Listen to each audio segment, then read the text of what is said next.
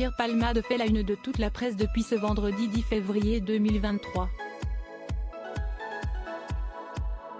En effet, l'acteur a été testé positif à la cocaïne après avoir été à l'origine d'un accident de la route à Villiers-en-Bière en Seine-et-Marne.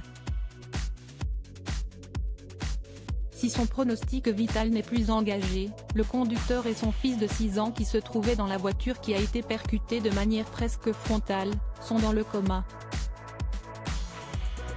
La femme enceinte de près de 7 mois, qui était également dans ce même véhicule, a malheureusement perdu son enfant. Pierre Palmade, désormais conscient, a pris la parole auprès d'un proche, lui affirmant alors ne plus se souvenir des circonstances de l'accident.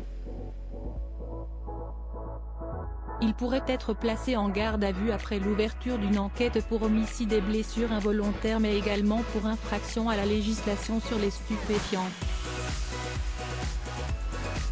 Agathe Auproux tranchante alors que de nombreux médias reviennent sur les soucis d'addiction que Pierre Palmade a pu rencontrer tout le long de sa vie, Agathe Auproux elle est catégorique. C'est via sa story Instagram qu'elle a bien voulu donner son avis sur cette affaire, répondant à la question d'un internaute.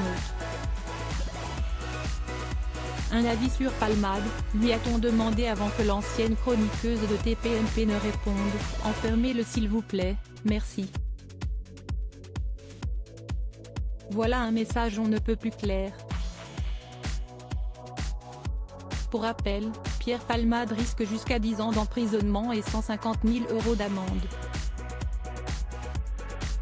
De son côté, Agathe Auproux s'aventure sur des sujets qui peuvent parfois prêter à controverse. Elle n'hésite pas à donner son avis, n'en déplaise à ses détracteurs.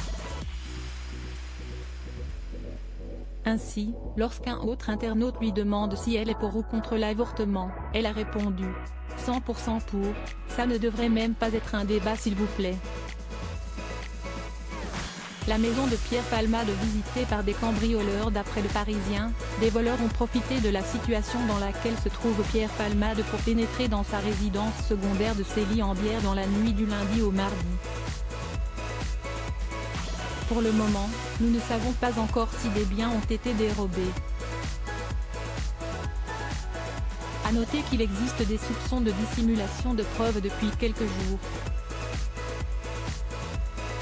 Suite à la perquisition de la police et de la gendarmerie dimanche dernier, seulement quelques résidus de cocaïne ont été trouvés dans du matériel d'injection.